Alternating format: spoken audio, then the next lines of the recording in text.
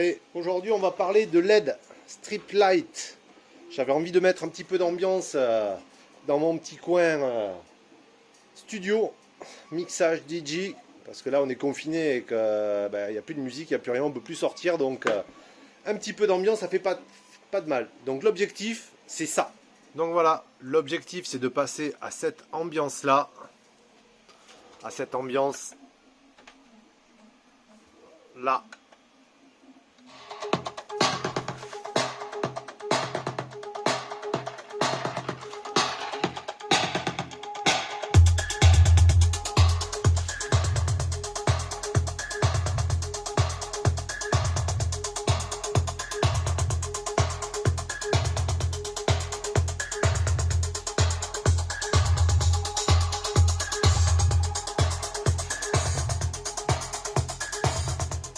Donc, dans cette boîte, si on a un petit manuel, donc j'ai pris sur Amazon pour une trentaine d'euros, une bande LED avec une application, ici smartphone, ainsi qu'une télécommande qui nous permet d'avoir différents modes, et aussi un bouton poussoir. Si on n'a plus la télécommande et on n'a plus l'application, on peut directement la piloter grâce au petit module qui se trouve ici, qui est déjà installé. Donc il y a tout ce qu'il faut. Ici vous avez juste à scanner le code barre et vous aurez accès directement à l'application. Il faudra allumer le Bluetooth et ça se connecte directement. Donc tout ça c'est très facile à faire. Je voulais juste vous parler un petit peu des connectiques. Donc j'ai commandé ça, 16 millions de colors sur Amazon pour 20 mètres. Donc il me reste encore 10 mètres que j'ai pas utilisé. Je pensais qu'il n'y en aurait pas assez. Les connectiques, j'ai pris ça, ainsi que deux petites boîtes ici avec des petits raccords, et ainsi qu'une autre petite boîte avec des angles, des câbles de rallonge, ainsi que des connecteurs pour faire des angles ou des trucs comme ça. Et il y avait aussi celui-ci qui était livré avec un dédoubleur. Donc voici. Alors, concernant la bande LED, on se retrouve avec une bande comme ceci. Voilà.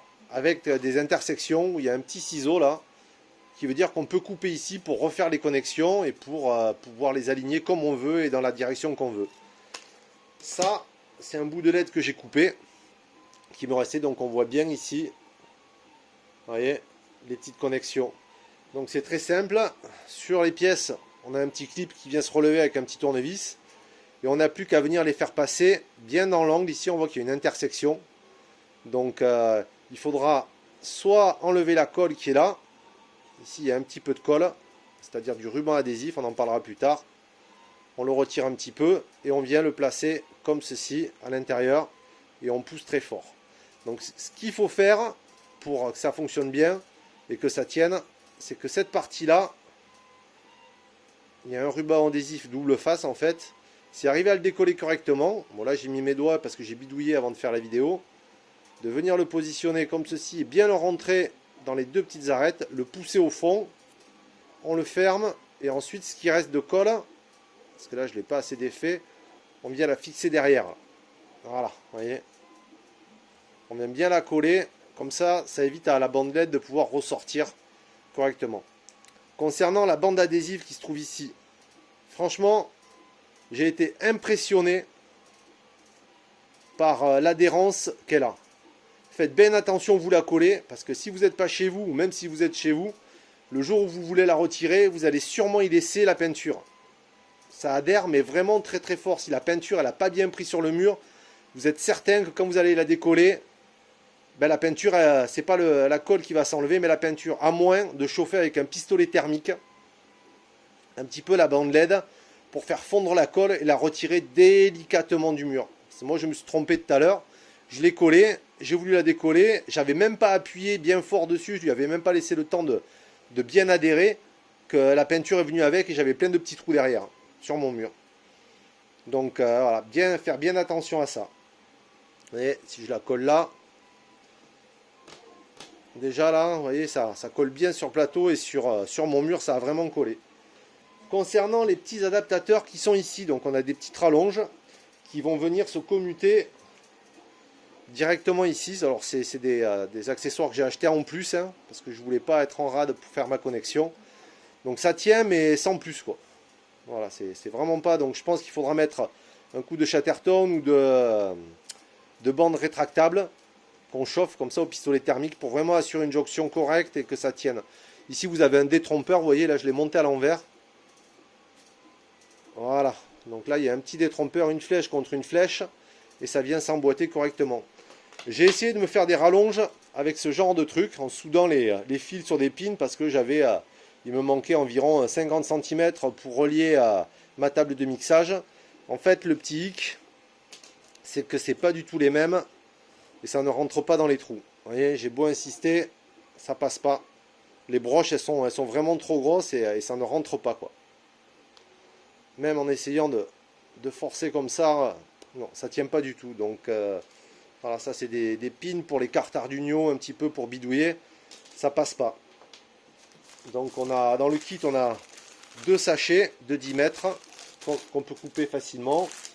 Des petits pads, pareil, pour venir fixer contre le mur. Si on veut pas mettre de l'adhésif, on vient directement prendre la bandelette d'ici. On colle ce petit pad. Et s'il faut, on peut mettre une petite vis au-dessus pour le faire tenir. Si on a une surface un petit peu rugueuse, tout ça, où ça ne tient pas, ben là on peut mettre la petite vis. Voilà, il y avait aussi un câble de rallonge comme ça dans les kits additionnels que j'ai achetés. Ainsi que des petites vis. Voilà, donc je vous ai fait aussi une petite vidéo qui va suivre concernant un petit peu l'utilisation de l'application et des effets que ça donne. Donc je vous fais le petit montage vidéo et j'inclus la petite vidéo précédente que j'ai faite. Et puis voilà, j'espère que vous profiterez bien. Allez, amusez-vous. Ah, ciao. Top enregistrement. Donc on se retrouve pour l'application de ces fameuses bandes LED. Donc l'application c'est Lanterne Lotus. Vous aurez le QR code à scanner directement sur la boîte ou bien dans le manuel. Donc nous avons tout d'abord une connexion à réaliser avec le Bluetooth qui est ici. Donc ça se fait très facile au lancement de l'application, il fait tout ce qu'il faut pour pouvoir se connecter très rapidement. Et une fois qu'on est dessus, on peut faire beaucoup de choses, notamment de belles variations de lumière. Donc moi je me suis fait un petit set de musique, vous voyez, et ça va pouvoir me permettre de réaliser une petite ambiance assez sympathique. Moi j'aime bien ce bleu là comme ça, c'est vraiment très joli. Donc on a des couleurs pré-réglées. Ça peut vraiment donner une ambiance très sympathique à la maison. Ici on peut jouer avec l'intensité de la couleur, dans des couleurs très claires. Ici dans des couleurs plus ou moins foncées.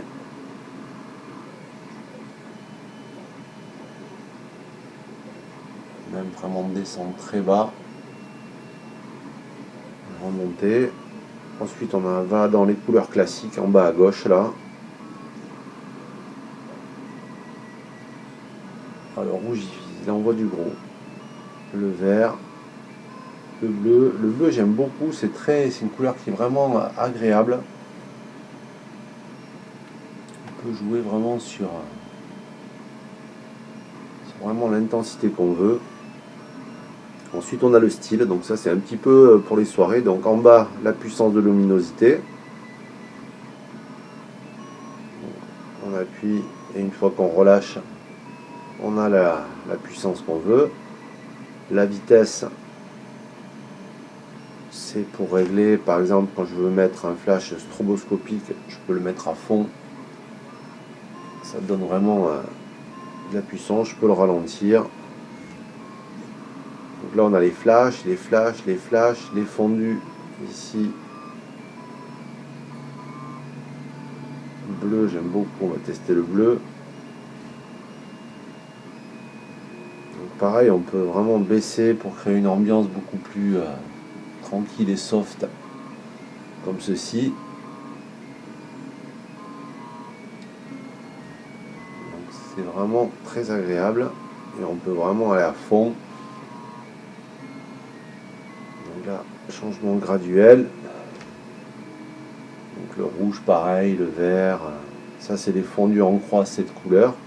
Donc là c'est si on met des barres LED vraiment dans une disposition spécifique, on peut faire des croix et des mouvements de lumière.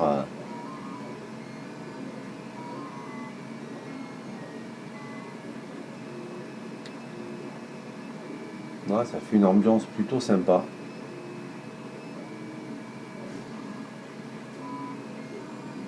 Voilà. Là-bas c'était tout à l'heure c'était 3 couleurs, là on est passé à 7 couleurs. Donc on peut avoir un blanc statique.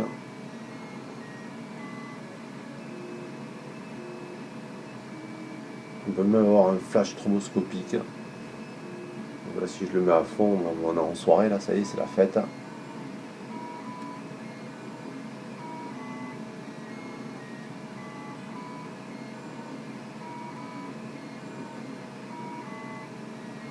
Donc voilà, les flashs, les fondus en croix rouge, bleu. À fond.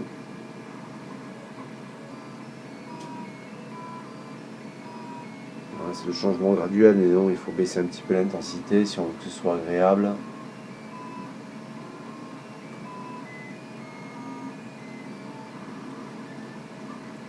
Ensuite, on a même des musiques qu'on peut additionner pour faire varier la musique.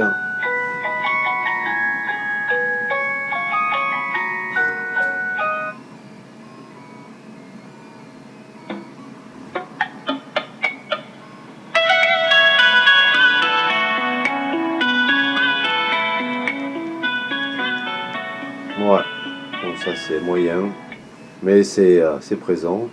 Ici on peut parler, donc ça permet à la lumière de jouer en même temps que la voix et suivant l'intensité. Ensuite on a le minutage, donc ça permet d'activer l'alarme, d'allumer la lumière le matin quand on veut se réveiller ou bien de la couper de temps en temps. Comme on veut, en fait on peut paramétrer un petit peu ce qu'on veut, mais il faut rester connecté constamment avec le Bluetooth, avec le module. Donc si vous éteignez votre téléphone ou s'il se met en veille profonde et qu'il se désaccouple du module, ben, vous n'aurez plus de connexion avec le téléphone, il ne pourra plus interagir avec le module. Voilà pour ce petit tour de l'application. J'espère que j'ai pas rien oublié. Ici, on peut jouer encore un peu avec l'intensité sur cette partie-là. Enfin, vous le découvrez par vous-même. Je trouve qu'elle est plutôt bien faite et complète. On a de quoi se faire plaisir. À savoir qu'il y a aussi un petit module externe que je vous ai montré précédemment qui permet de piloter la lumière manuellement.